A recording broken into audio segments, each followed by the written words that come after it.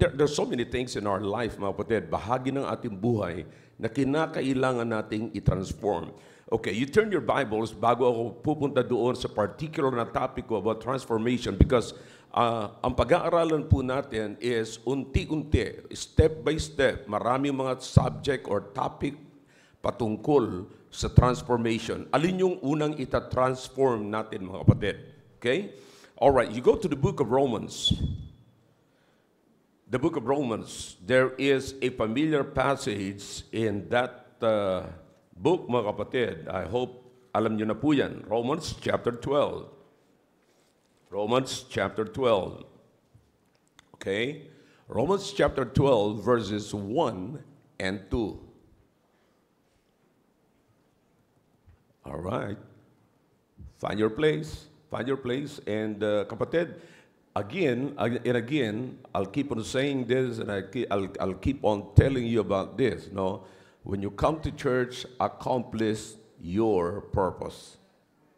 Did you get that? Ano ang layunin po natin? Bakit nandito tayo sa simbahan? Bakit pumunta tayo sa simbahan? Ano ang layunin natin? May layunin po tayo para makapakinig at unawain natin ang salita ng Diyos. So, i-accomplish po natin yun. I-accomplish. Amen. All right. Now, Romans chapter 12, beginning from verse number 1, here's what the Bible says. Paul said to the Romans, I beseech you, therefore, brethren, by the mercies of God, that ye present your bodies a living sacrifice, holy, acceptable unto God, which is your reasonable service. Okay? So God is looking from us. He's expecting something from us. What is that? What is God expecting from us? An acceptable service. Pero paano tayo magkakaroon ng acceptable service? Alam niyo po ba, mga kapatid, na listen carefully, maraming naglilingkod sa Panginoon, pero yung pong paglilingkod natin sa Panginoon is acceptable to God. The way we serve God, is it acceptable to God? You see, let's understand. Kaya sabi ko sa inyo, marami po tayong ita-transform. You see? So, kaya nga sabi ko sa inyo, commit to transformation. Alright? Now, here's in verse number 2. Ano sabi sa verse number 2? Let's keep going. And be not what? What's the word? Alright? Para po sa mga walang Bible, bibigyan namin kayo ng Bible sa screen. Okay? Sa dami ng screen natin, sigurado ko may mababasa kayo dyan. Huwag lang baliktad, mga kapatid. May mga ilang baliktad pagkasulat Okay ba dyan sa mga screen ninyo? I need you to talk to me, please. Okay ba dyan sa mga screen ninyo all right, okay. All right. Here's verse number 2. And be not what? Conformed to this world, but be transformed by the renewing of your mind, that ye may prove what is that good and acceptable and perfect will of God. So, what is the most important thing here in this passage, mga kapatid, na binasa po natin? The will of God. So, where is the transformation heading to? Saan po tumutuko yung transformation dito? Papunta sa Diyos. Mula saan? Mula sa dati nating kalagayan na inimpluwensya po sa atin ng mundo. Now, all of us here, whether you admit it or not, there is an influence in your life from the world. Sa tanggapin po natin, sa hindi, meron pong impluensya ang mundo sa buhay natin. And this is the reason why we are having a hard time receiving the Word of God because of the influence of the world.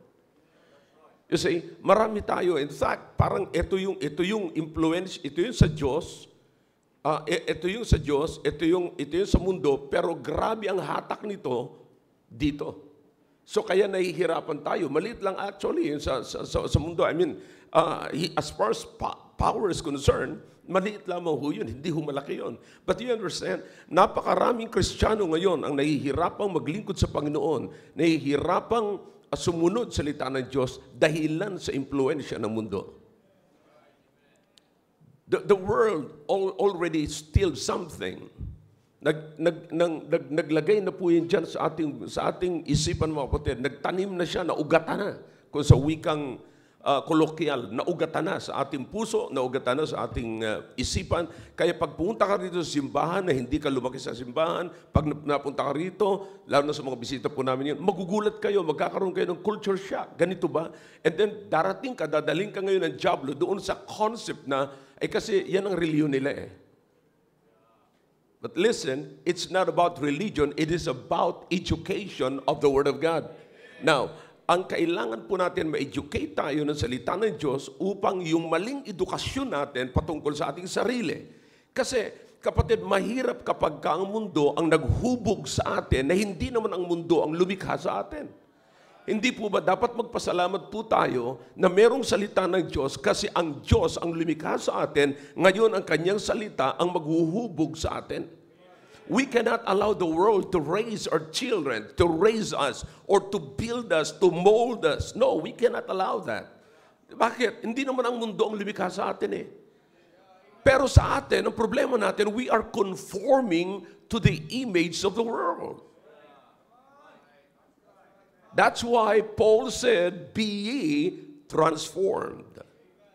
You see? So this is, ang tao ngayon, kapatid, ang mga nasa loob ng auditorium ngayon, magkakaroon kayo ng chance to be transformed if you will commit yourself to transformation. What does it mean to commit yourself to transformation? Be open for a new life. A new Christian life, a new way of life, a new system of your life. Maging open po tayo doon. Ano kaya? Ganito. Naalala ko yung sinabi ni Brother Roy. Sabi niya, hindi naman ako talagang fully niniwala, pero gusto ko subukan. Sinubukan ko, ay maayos. See that? So magkaroon tayo ng open heart, open mind. Wag lang open heart surgery. Okay? So kinakailangan po i-check po natin yan. Alright? Commit to, what's the word?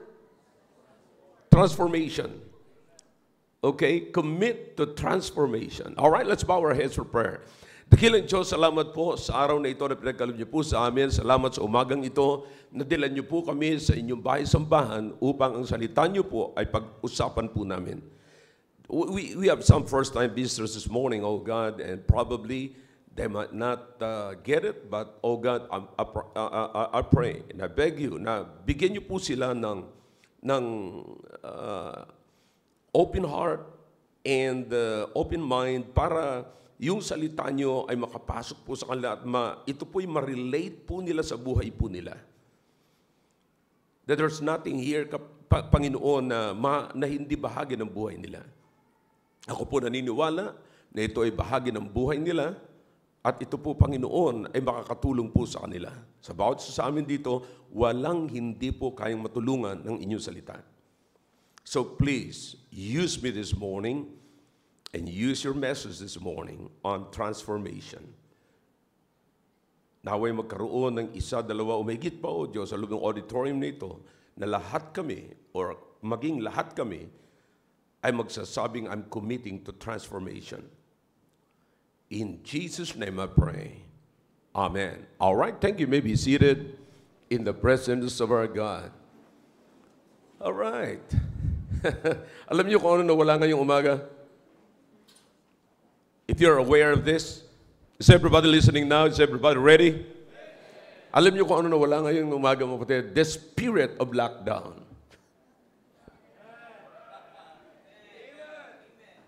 Yeah. Yung espiritu po, mga kapatid, ng lockdown. Espiritu ng pandemic. Kasi alam nyo, pag nakikita ko yung screen dyan, mga kapatid, sabi ko, wow, talagang at least, alam natin na nag-survive tayo, alam natin na hindi nahadlangan ng pandemic yung atin pong gawain, yung gawain ng Panginoon. All right? You ready for the service this morning? All right, let's go back to the Bible. Let's try to check the verse, the passage, mga kapatid. Okay? So two words that are important to take note dito, mga kapatid. Okay? Ano po yun? Conformed and transformed. You see, notice what the Bible says here in verse number 2. Be not conformed. In verse number 1, tumutukoy po si Paul patungkol sa acceptable service. How will you know? Okay? How will you do it? Now listen, everybody heads up. Unawain po natin na mabuti. Ayokong masayang po ang pagpunta nyo rito, and let's learn something. Paano mo ngayon paano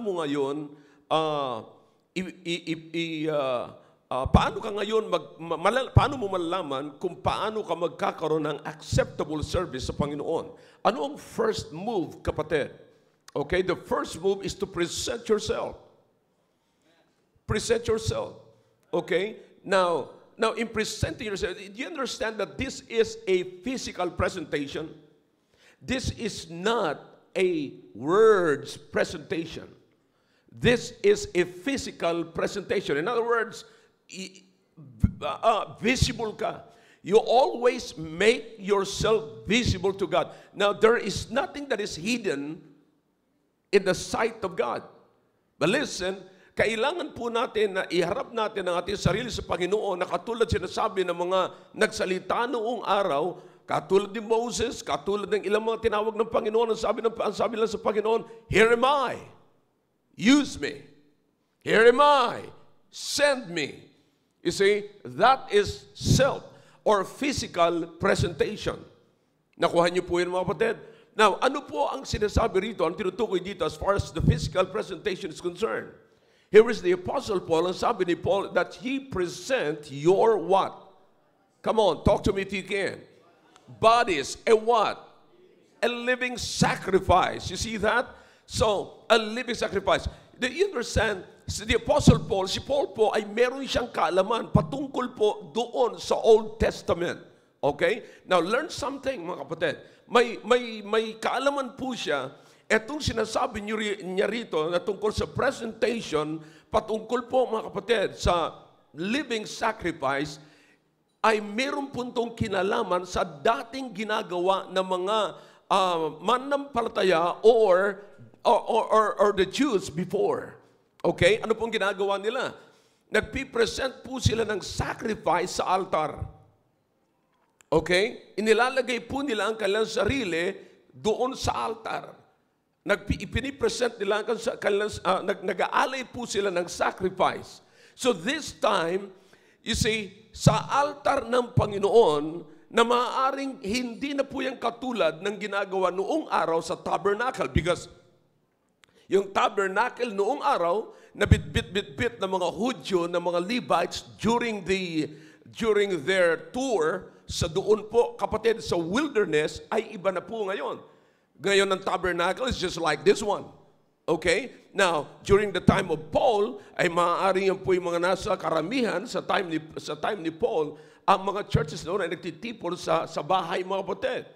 But kung saan man po pinag-uusapan ang salita ng Diyos at binabaybay ang salita ng Diyos, naruroon po, mga kapatid, ang presensya ng Diyos, and the Apostle Paul ay nagsasalita po siya na i-present natin ang ating sarili sa harapan ng Diyos.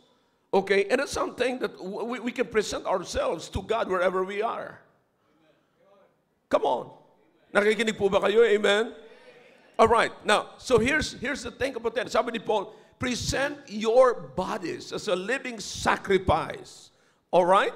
Now, what is next? Notice what the Bible says here. After living sacrifice, what is the next word? Holy. Ang ibig sabihin po ng holy rito is not without sin, but exclusively for God. Separated for God. You see, hindi po ang ibig sabihin ng holy ay walang kasalanan. Kaya marami mga tao nagsasabi, ay hindi ako pwede dyan kasi may bisyo ako eh. Hindi ako pwede dyan kasi ninigarilyo ako, umiinom ako, nagsusugal ako. Alam niyo ba na marami mga takot na mga tao na pumunta sa church dahilan sa kanilang bisyo? Takot na takot silang pumunta rito sa katulad nito, mga kapatid, na kakaiba sa dati lang simbahan na wala silang maririnig patungkol sa bisyo or inaatake yung kasalanan. Wala silang maririnig ganoon. You see? Pero alam nila, kaya sila takot sa ganito kasi pinag-uusapan ang Biblia at alam nila na ang Biblia ay against sa kanilang vices. So ang nasa isip nila, mga kapatid, ang nasa isip nila, hindi ako pwede dyan kasi nagbibisyo ako. So it's not about sin. Hindi po ang ibig sabihin nito pag sinabing holy ay wala ka ng kasalanan. Walang nabubuhay sa ibabaw ng mundong ito na wala akong kasalanan. Bawat isa sa atin na nakaupo dito at nakatayo dito sa auditorium na ito ay hindi po tayo exempted sa kasalanan. You see, sabi ng Biblia, to them that know what is right and do it not, to him it is what? A sin. Yung alam mo ang tama pero hindi mo ginagawa, yung tama, iyaan ay kasalanan. Alright? Ganun pa lamang yan, ha? Pero how much more sa ginagawa mo kasalanan? Now, so here's the thing, kapatid. Okay? So, inuulit ko po, yung salitang holy rito, ang ibig sabihin, you are separating yourself for God. That's holy. That is a part of sanctification. Ang sanctification is the process of separating yourself for God. Are you learning? All right, kapatid.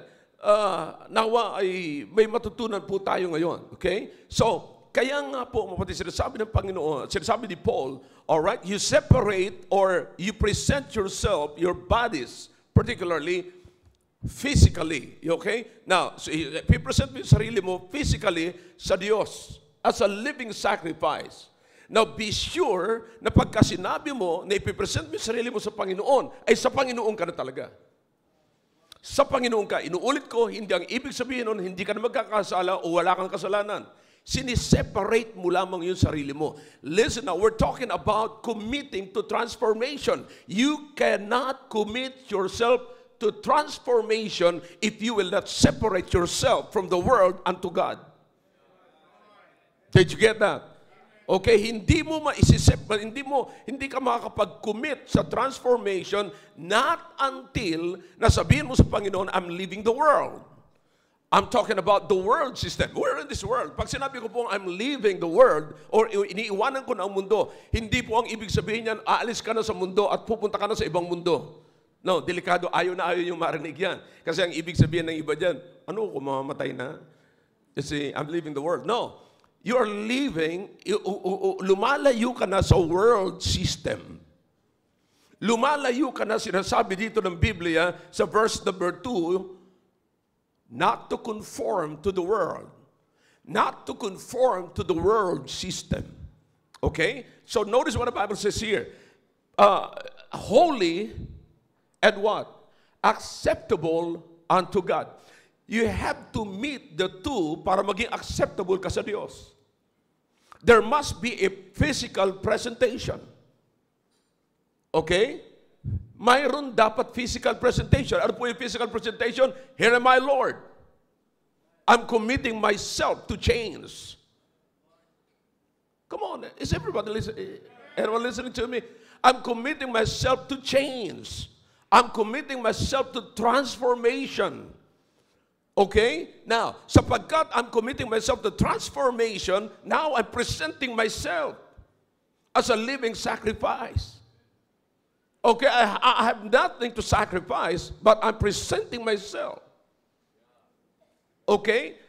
And listen, as a sacrifice, I've separated myself from the world system unto God.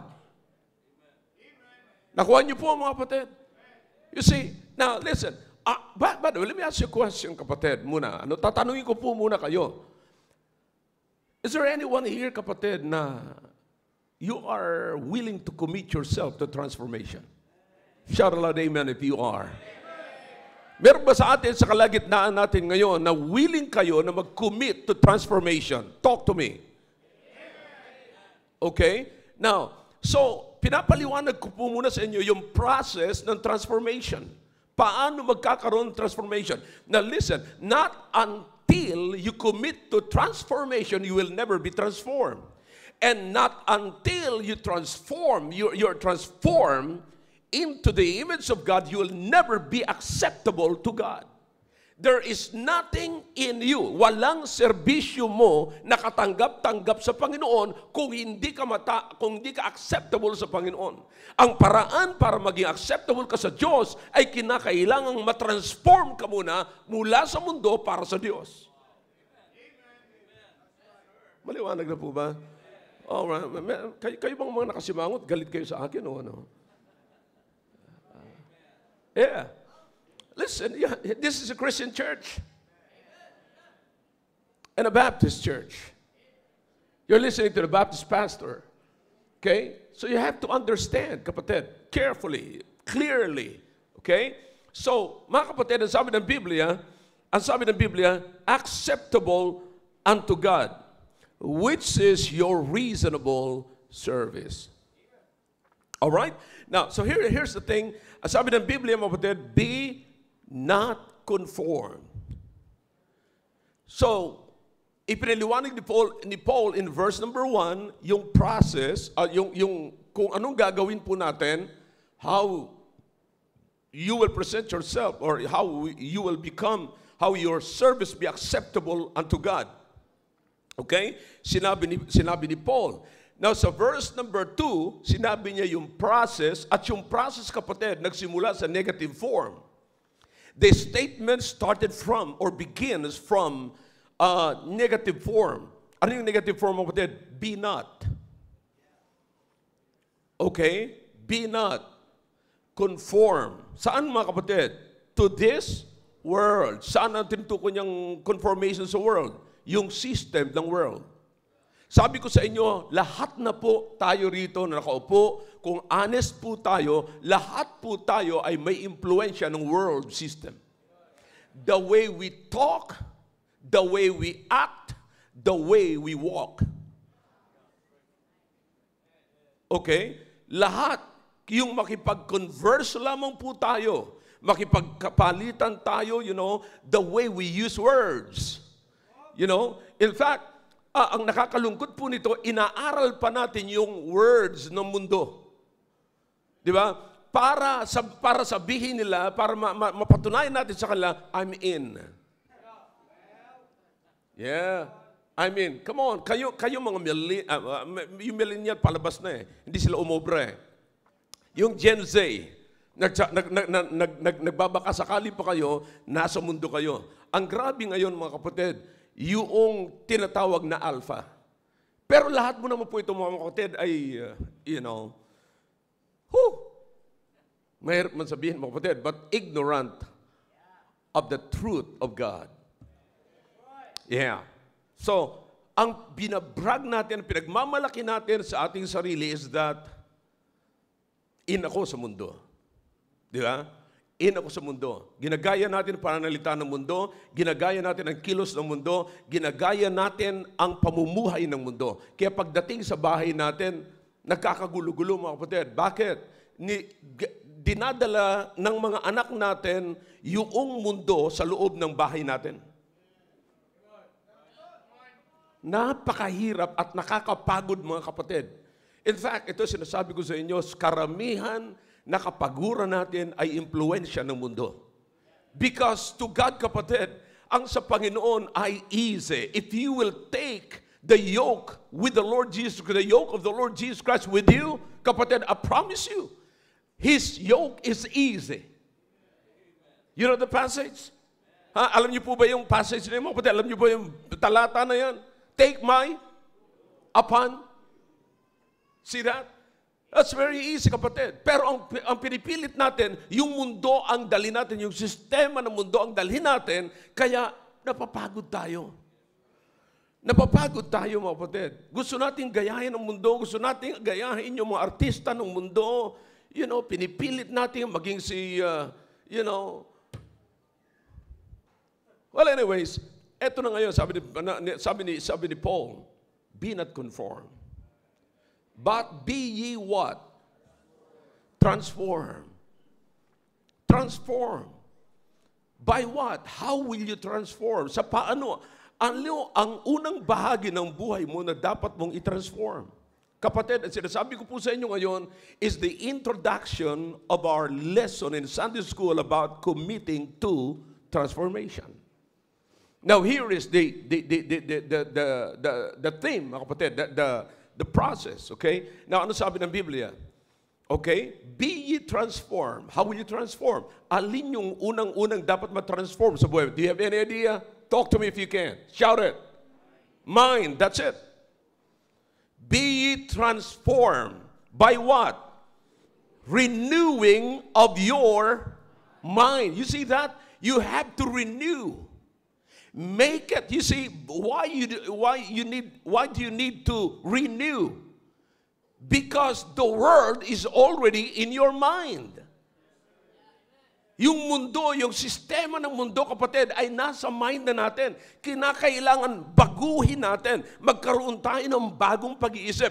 Pero ang bagong pag-iisip natin ay hindi bago ang ilalagay natin.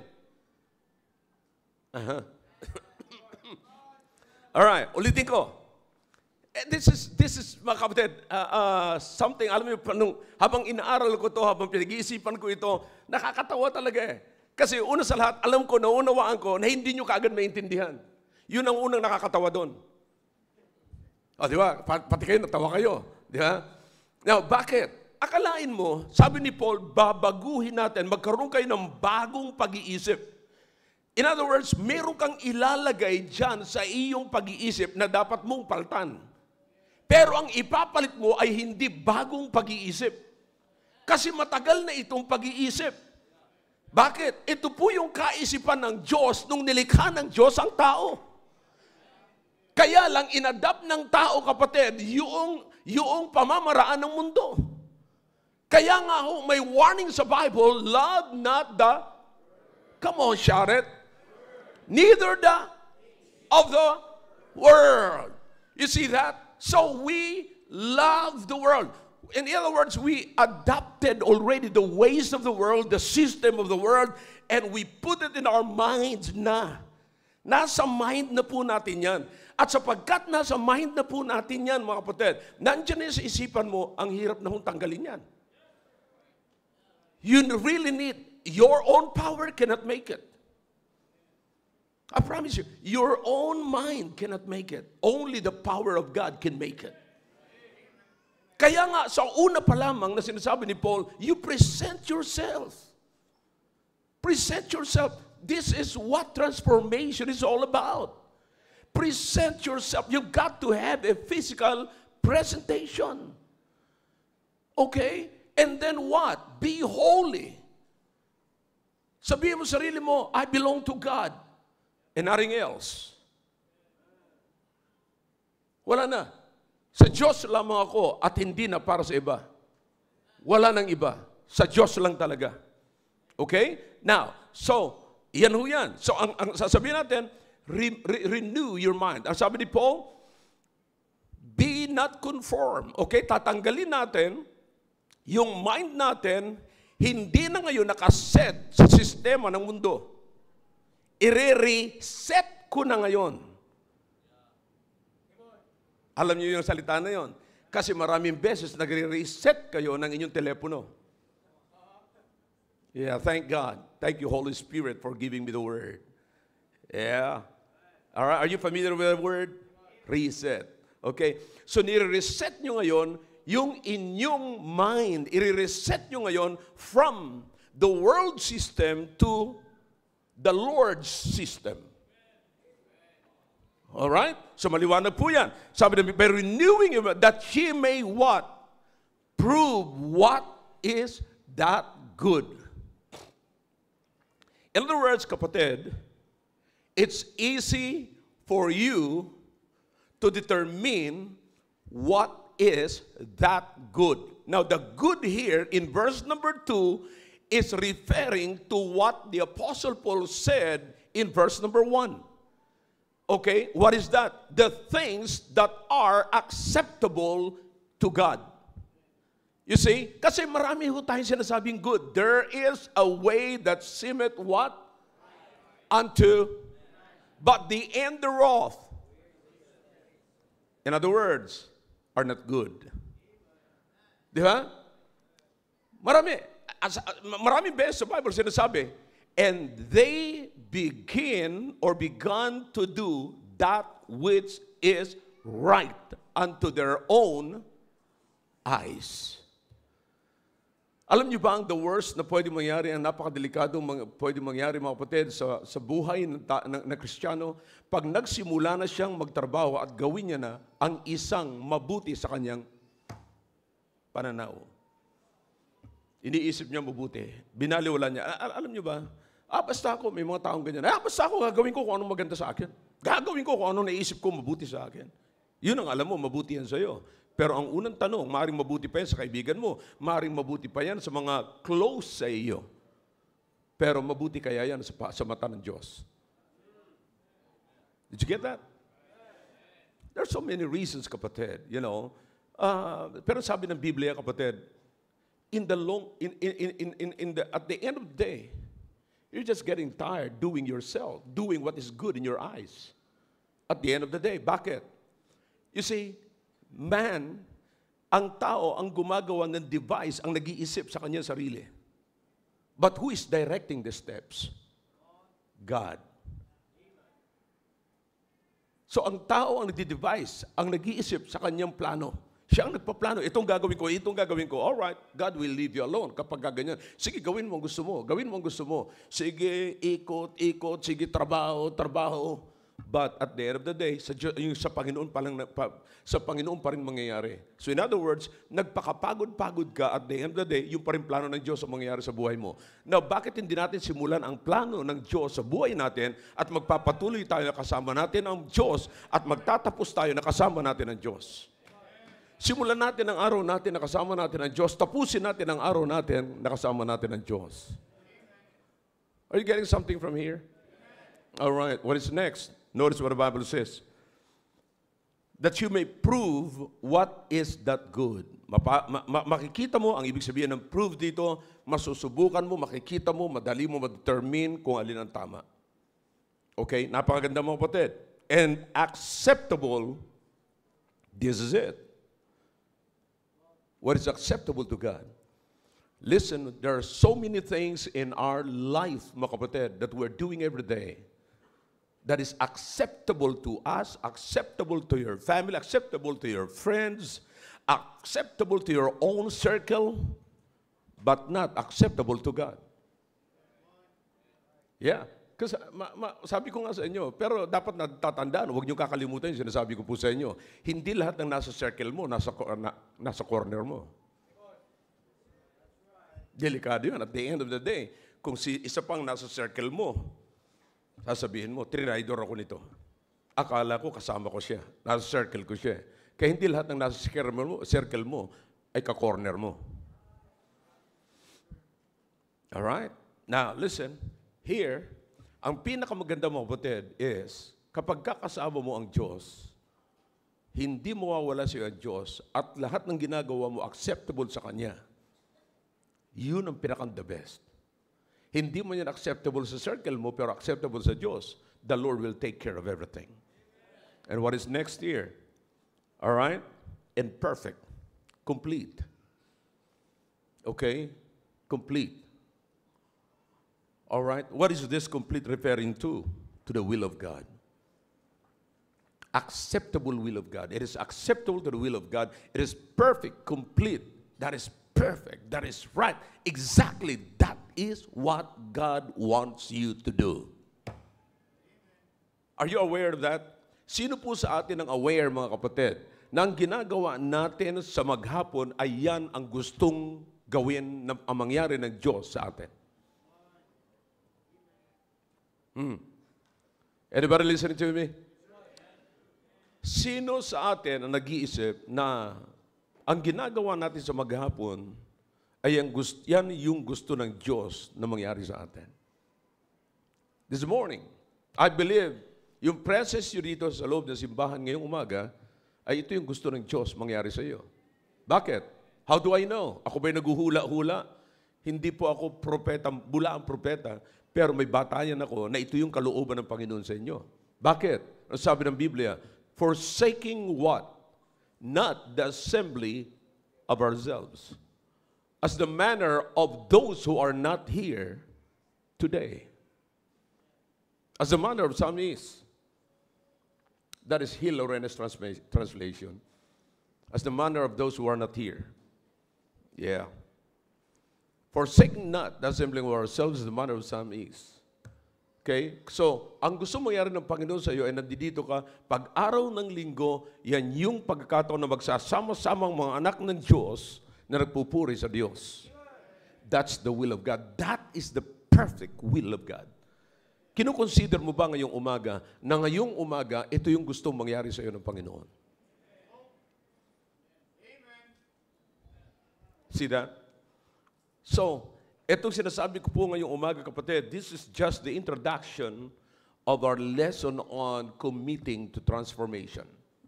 So, pinaliwanag ko sa inyo yung transformation, paliwanag ko sa inyo kung anong mangyayari, kung anong gagawin, ano ang inaasahan natin pagka nagkaroon ng transformation. Kapatid, first is mawawala yung conformation natin sa mundo and we will be conformed to the image of God. Brethren, I promise you, pagka tayo na-conform sa image ng Diyos, ikaw mismo magtataka ka kung paano mo narating ang hindi mo inaasahang mararating. Maybe, merong mga nasa kalagitnaan natin dito, they can testify kung ano ang kalagayan nila ngayon. Yeah, they can testify. You see? Now, remember, yung warning kanina na binanggit ko, love not the world, neither the things that are under the world. If you will be transformed from the world, so you are not loving the world, but you are now loving the Lord. Naiisip niyo ba kung anong magagawa ng isang nagmamahal? Huh? Naiisip niyo ba kung anong nangyayari sa isang taong in love? Everything, nagbabago mga kapatid. Nagbabago ang itsura. Nagbabago ang lahat, everything nagbabago. At masasabi ko rin sa inyo mga kapatid, naiisip nyo ba kung anong itsura na na-prostrate sa pag-ibig? Huwag na natin pag-usapan yan. Maraming masasaktan. Alright? You know, there's so many ways, kapatid. Listen, dito sa simbahan natin, dito sa Christianity mga kapatid, inilalabas natin. Kumbaga sa mga ginagamit natin mga body wash, this is exfoliating. Binabalatan, you see? Yeah. Yung iba nagbabalat, you know? So, kaya dito binabalatan, pinapalabas natin yung tamang imahin natin. Listen, don't fake it to make it. But you have to face it and fix it until you make it. Did you get that? One more time, para may mailalagay kayo sa my day ninyo. All right? Don't fake it to make it. But face it and fix it until you make it. Did you get that? Yeah. Kapatid, ang isang Kristiyano pagdating sa pamumuhay bilang isang Kristiyano, hindi po ang ibig sabihin niyan perpekto ka. But you've got to face everything and don't fake everything. Don't try to sit down there and it looks like us and wear a tie or dress like other dito na nagbibihis na pangsimbahan, you know. So, para isang araw, parang ikaw na rin yung mukhang usher ka na rin, mukhang security, mukhang matagal ka na rin, mukhang Christian. No, you're just conforming to the image of some believers, but you are not yet transformed as a believer. Or to the believer's attitude I'm talking about. See, so kaya mga kapatid, dito, you know, sinasabi ko sa inyo, ipakita natin ang totoong ikaw. Okay? Ipakita natin. Kaya sana, alam nyo, pag pinake nyo ang Christianity, tatagal ang panahon, wala pa rin totoo, masasanay ka sa faking. Let me tell you something. Lahat ng kalungkutan natin, kaya nating takpan ang mukha natin. Pwede mong plansyahin ang mukha, pwede kang maglagay ng what do you call that? Blush on, pampapula para mukhang healthy. Pwede kang maglagay ng makeup, ng eyebrow, or what do you call that? Lapis, o ano pa man. You know, pwede mong paplansya yung buhok mo, lahat. Lahat, kapatid. Pero, listen now. Ang hindi nyo kayang takpan yung nasa loob. Bakit? Listen now. Pag umuwi kayo ng bahay, wala na yung makeup ninyo. Wala na yung blush on nyo. Babalik kayo sa dating kalagayan nyo. Magmumukmuk na naman uli kayo sa kwarto nyo. So you cannot, and sabi ko sa inyo, don't fake it to make it. But face it and fix it until you make it. That's the honest truth. Right? Nakakapagod yung mag-fake. Kaya, yun ang dapat natin gawin. Okay? Alright. So I hope natulungan po kayo. Sa susunod, gagawin ko na po yan, hihimay-himayin ko na. Ano yung subject? I promise you, next Sunday, sa mga visitors po namin kayo, balik po kayo kasi maganda po yung pag-uusapan natin. Ang unang ita-transform po natin na pag-uusapan natin, you see that? Sabi rito, be transformed by the renewing of your mind. So what is your mind concerning the most important part ng inyong buhay that is continually, consistently affecting your daily life? And not only personal life, but even the whole family is affecting. Okay? Yan ang tatalakayin ko po sa linggo. So sa mga bisita namin, keep tuned in. Alright? Nawaway, natulungan po kayo ng programang ito, as always. Alright, tumayo po tayo. Alright, did you learn something? Alam nyo, yung iba talaga sa inyo, hindi pa nawawala yung epekto ng antibiotic na inom nyo kagabi. Alright? So, kapatid, huwag niyong kakalimutan yan. Yan ang unang-una nating itatransform o pag-aaral na matransform sa darating na linggo. Okay? Alright, tayo po yung manalangin. Pagpasalamat dakilang Diyos, salamat po sa inyong salita. Pagpalain niyo po, Panginoon, ang inyong salita. Nawa po yung naging maliwanag ito sa bawat isa. At alam niyo po, Panginoon, kung saan po kami nagsimula and this coming Sunday or next Sunday, makikita po namin, Panginoon, kung ano po ang dapat naming unang matransform sa buhay po namin. Kaya pagpalain niyo po, Panginoon, lahat ng ito po yung matinding umaapekto sa buhay po namin. Kaya, O Diyos, give us the hungering and thirsting for your word that we may come back next Sunday, O God, at patuloy po namin pag-aaralan ng iyong salita. Please, speak to everyone as we continued our service this morning. In Jesus' name, amen. All right, remain standing, please. Page 82 in our songbook, Mansion Over the Hilltop. Page 82, Mansion Over the Hilltop. On the first stanza, ready to sing. I'm satisfied with just a cottage below, a little silver and a little gold. But in that city where the hot sun will shine, I want a gold one, that silver line. I've got a mansion just over the hilltop in that bright land where we'll never grow old. And someday yonder we will never more wander, but walk on streets that are pure as gold. Second stanza. Though often tempted, tormented and tested, and like a prophet, a soul. And though I find here no permanent dwelling, I know He'll give me, amen, a mansion my own. I've got the man.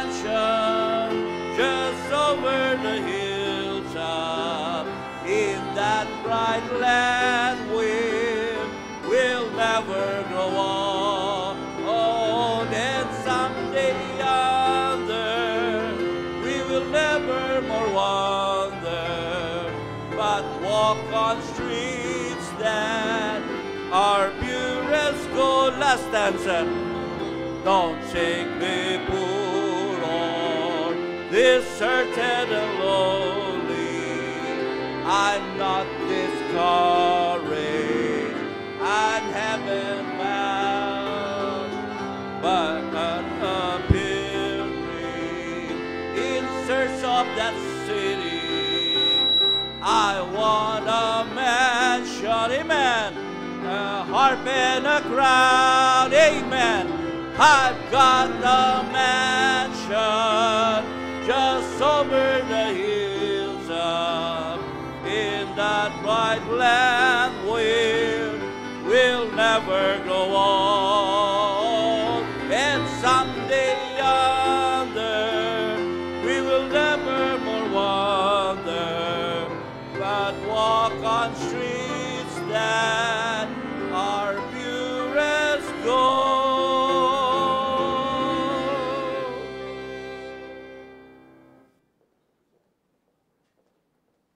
Amen, amen. Please be seated. And ngayon po ay dadako po tayo sa pag-recognize ang ating pong mga first-time visitors.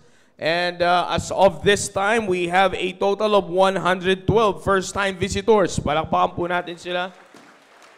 Amen. We have a total of 112 first-time visitors, and we have 52 from the adults, 24 from the young people, and 36 from the juniors. Amen, amen. Alright, para po sa aming mga bisita, if this is your first time to be with us, we would like to recognize you. Would you please stand up? Pakitayo nga po sa mga bisita po namin. Kung ngayon lamang po kayo nakapunta, huwag po kayo mahiya. Sige po, please stand up and we'll be glad to recognize you sa aming pong pananambahan. Sige po, ayan, amen. Patayuin po natin yung ating pong mga bisita. Amen. Ayan po, meron po tayo both sides ng ating balcony. Dito po sa harap at meron din po tayo doon sa likod. Or manatili po kayo nakatayo, palakpakan po natin sila. Amen, amen. And welcome to Christian Bible Baptist Church, and we're glad to have you this morning. At naniniwala po kami that this is God's plan for you to be with us. And hindi po ito aksidente dahil naniniwala kami na gusto ng Panginoon na matanggap nyo rin po ang aming pong matatanggap na spiritual blessing for this morning. Amen. And of course, kanina po narinig po ang aming mahal na pastor, si Pastor Hill, and of course ay kami po ay nananalangin din na hindi po ito ang una at huli nating pagkikita, kundi simula po ng inyong pagkikipag-aralan sa amin ng salita ng Diyos. Amen. Palakpakan po natin ulit sila. Manatili po kayo nakatayo dahil kami rin po lahat ay tatayo to shake hands with you. Let's shake hands with our first-time visitors and let's make them feel that they're welcome. And also, let's shake hands with one another. Amen. All right, let's recognize our brethren from our Google Meet stations mula sa West Corner. Yan, sa West Corner, nandiyan dyan po. Yan, amen. Sir Marvin and family. Hello po sa inyo dyan. Amen. Amen. And mayroon pa tayo. Yan. Kanina nung station to. Amen, amen. Alright, sige po. Sa mga nandiyan dyan po sa ating Sir Cesar de Ocampo, hello po sa inyo dyan. Amen. Sa mga kasamahan ni Sir Cesar de Ocampo, yan, pakikaway-kaway lang po yung mga kasama ni Sir Cesar. Yan, amen, amen. Amen, amen. Good morning po sa inyo lahat. Keep tuning in po, keep tuning in. Maraming pong salamat. Amen. And of course, andyan din sila Tatay Ray, Nanay Lucy, magandang umaga po sa inyo. Amen. Sir Francis, good morning. Amen. Thank you po, thank you. And let's proceed to the East Corner. Ayan, nandiyan ang Lorzano family, Lagod family, magandang umaga po sa inyo. Amen. And of course, let's go to North Corner. Sa North Corner, yan, Ma'am Odi. Hello po sa inyo dyan. Sila Mampelia, individual po yan sila lahat. Amen. Amen. Kaway-kaway lang kayo mga nasa North Corner. Hello po. Yan. Sama-sama kayo dyan. Amen. And the South Corner, Brother Carl, sa inyong family. Hello sa inyo dyan.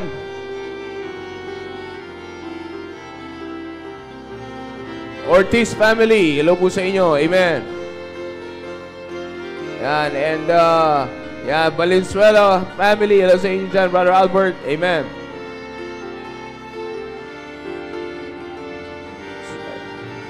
Yeah, Brother Daniel, good morning sa iyo. And the station sa Cavite, Sir EJ. Sir EJ Reyes, hello sa inyo dyan. Amen. Good morning po. Amen. Keep tuning in, sir. Amen. Amen. Amen. And of course, sa ating mga nasa Facebook Live viewers, as you wave your emoji hands and stickers, magandang umaga po sa inyo lahat. Amen. And YouTube live broadcast. Yan, magandang umaga po sa inyo. Keep tuning in, and be blessed this morning. Amen, amen. All right. Habang pabalik tayo sa ating mga upuan, shake hands with one another. Sige po.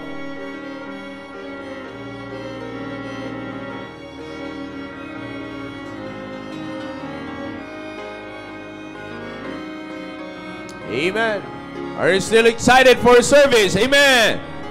Amen. All right. Remain standing, please. Remain standing.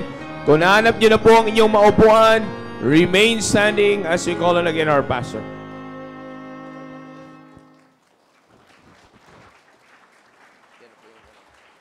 All right, thank you. You may be seated. Well, we have here visiting brethren here from California, and I'd like to recognize them. Pakitayo nga po kayo, ma'am, sir. Yeah, mga kapatiran po natin. All right, thank you. Thank you for choosing to attend the service this morning in our church. Thank you.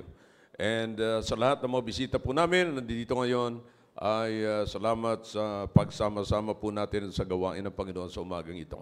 Okay? Meron lamang po akong ilang announcement, mga kapatid, no? Una sa lahat, no, may I have your attention, please? Okay, by the way, good to see you, attorney. Good to see you back. Masaya kami sapagkat dininig ng Panginoon yung panalangin namin. Yeah. Bagamat hindi na dininig ng Panginoon yung panalangin nyo, pero panalangin namin dininig ng Panginoon.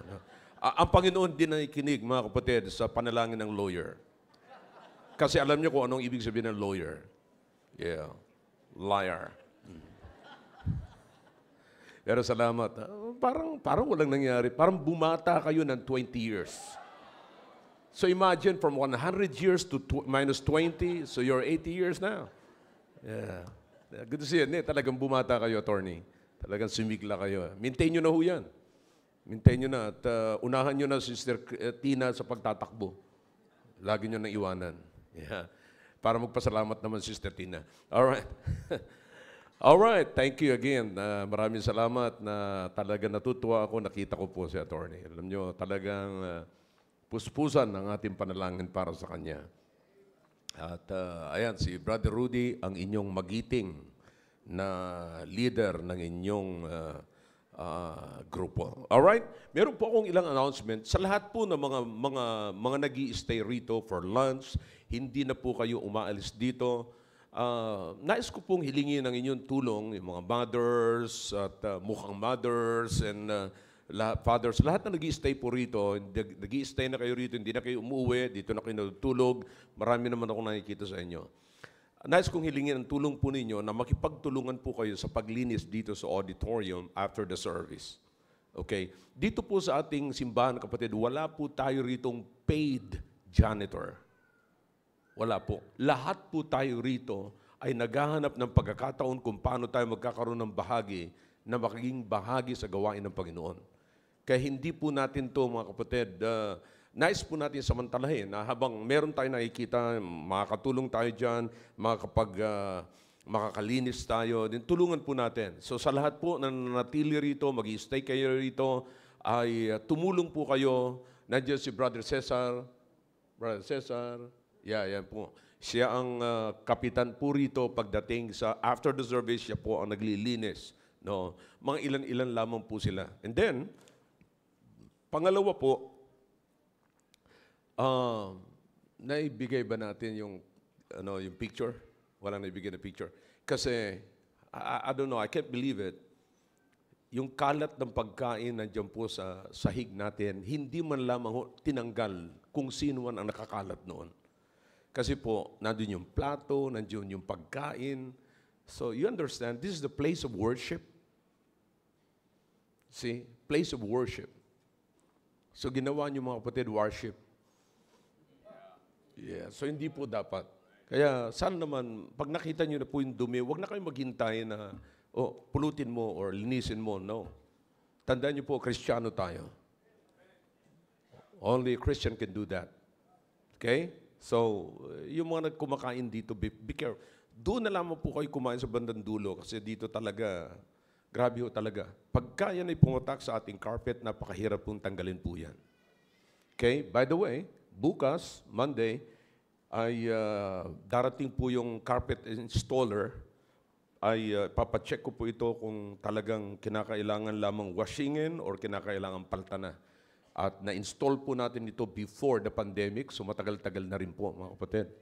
Kaya sabi ko, i-check niya, pupuntahan niya rito, babaguhin. Alam niyo kung bakit aware po ako dyan, bakit masyado akong particular sa carpet?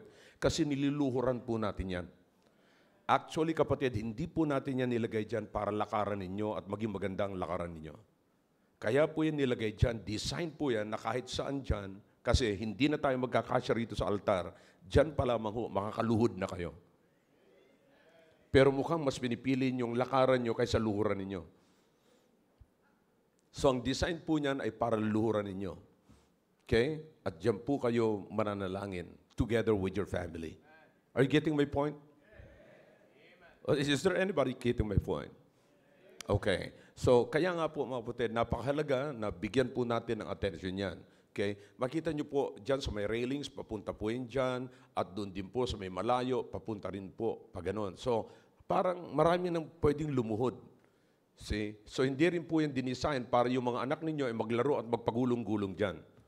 Okay? Iba-barbecue ko sila. Ingatan nyo po yan. Okay? So, iwasan na po natin yung pagkalat, mga kapatid. And, another one, actually, repetition po itong announcement na ito.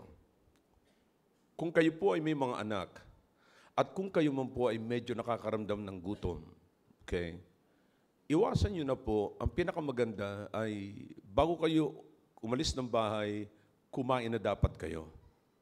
Para pagdating dito sa loob ng simbahan, hindi kayo kumakain habang nagsiservice. Yan ho ang lamang natin sa mga nasa FB Live. Yung mga nasa FB Live, mga kapatid, nakakapagsimba sila kahit nakapantulog pa sila. Nakakapag-amen sila kahit nasa bed pa sila. Iba siyempre, yung mga nasa virtual, ito, nakita natin nasa Google Meet. Kitang-kita po natin, nakabihi sila. Pero yung nasa FB Live, mga kapatid, nakaunan pa yan. Pero nag-i-amen din. And they call it worship. No, that's not worship. Okay? So, pinapaliwanag ko po sa inyo mabuti yan kasi yung attitude natin sa Panginoon nagre-reflect sa ating worship. Okay? All right. And sa mga nanay naman, na may mga bata, wag ho kayong mag-stay sa labas. Wag ho kayong mag-stay sa labas. Kaya nga po, sa darating na linggo, provide na po natin yung nursery, babalik po natin yan, para yung mga nanay, maglalagay din po tayo ng monitor po doon. Para yung mga nanay, nasa auditorium, ang nag-aalaga ng anak ninyo ay yung mga nurses natin. Is that something? See? So, napakaganda. Oh. Pero pagkatapos po, mga kapatid, no, may dalawang warning ako dyan. Una, ibibigay nyo kung ano man ang gatas na ginagamit ng bata o pagkain ng bata, ibibigay nyo po yan sa mga nurses. May instruction na rin po ako sa mga nurses na wag nilang i-consume yung gatas. At huwag din nilang kakainin yung pagkain ng bata. So wag po kayo matakot. May instruction na po ako niyan. Okay? And then another one, pagkatapos po ng service, paki-claim nyo naman po yung anak ninyo.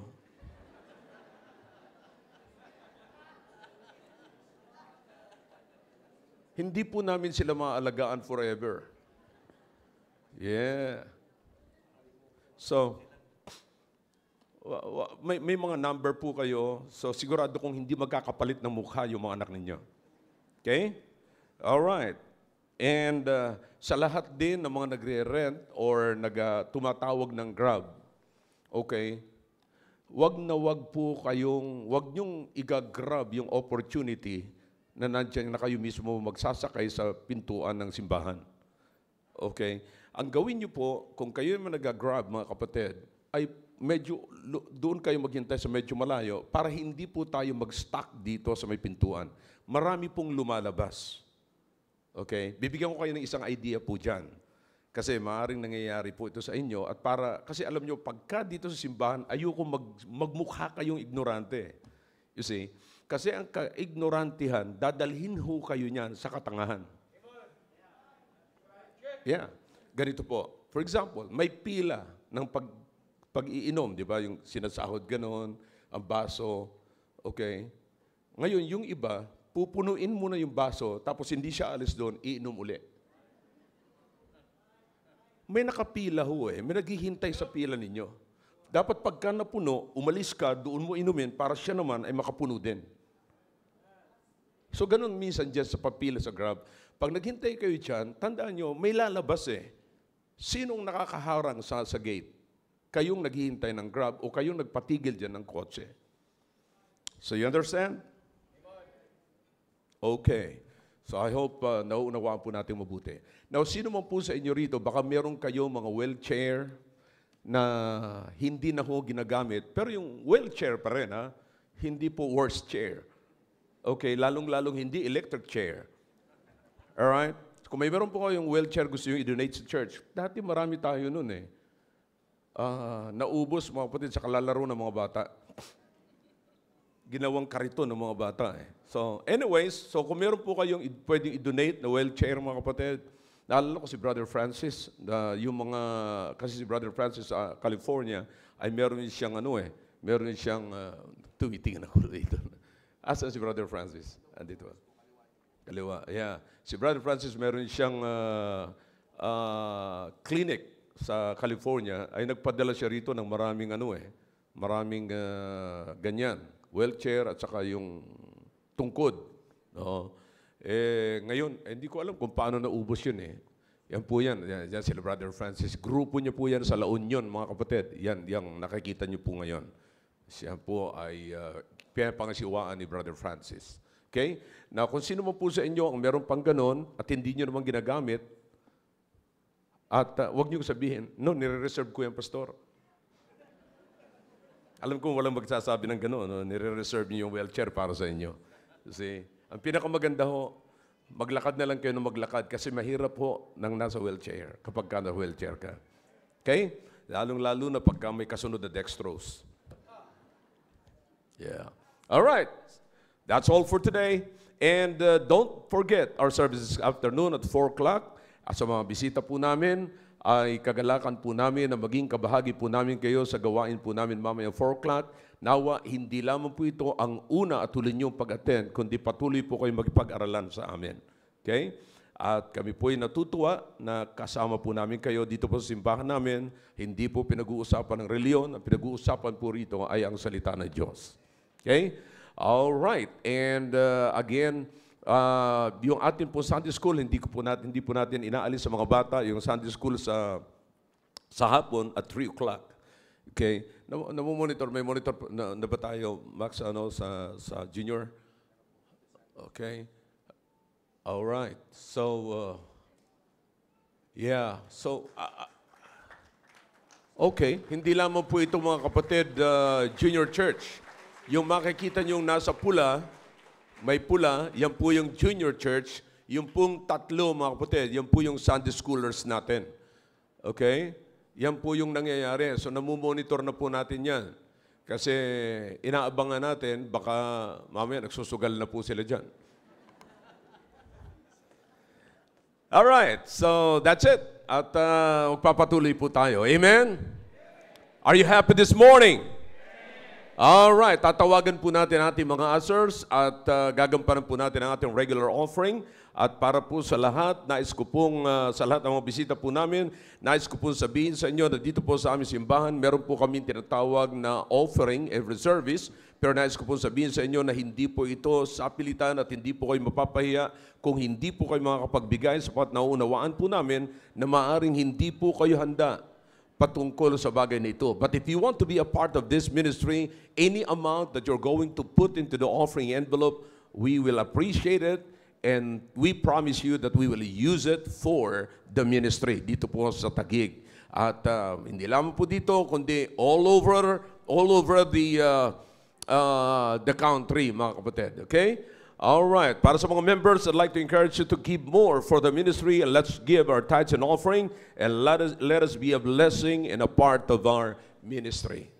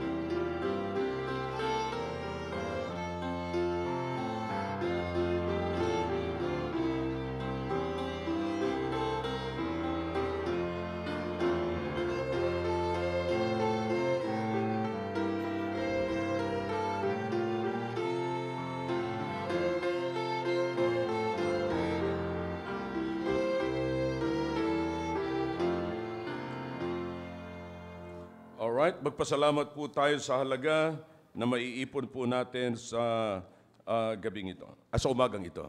Tayo po yung Dumidilim na manalangin. paningin ko. Dakilang Diyos, mapagpala po sa lahat. Salamat Panginoon sa natapos po na Sunday School. Salamat sa aming mga pastor na inyo pong ginamit upang muli kami po i-educate patungkol po sa inyo pong salita. Dalayan ko po, Diyos, lahat po na napag-usapan ay patuloy na tumalima sa aming puso't isipan, Panginoon. At ngayon po, O Diyos, dadako po kami sa aming pagbibigay namin tithes, offering, and commitments. Dalayan ko po, O Diyos, na patuloy niyo pong pagpalain na makapagbibigay. At sa hindi makapagbibigay, O Diyos, ay patuloy niyo po silang bigyan ng pagkakitaan upang sa susunod na pagbibigay ay meron na po silang kabahagi. Muli, patawad sa aming pagkukulang at pagkakasala. In Jesus' name, Amen. Amen.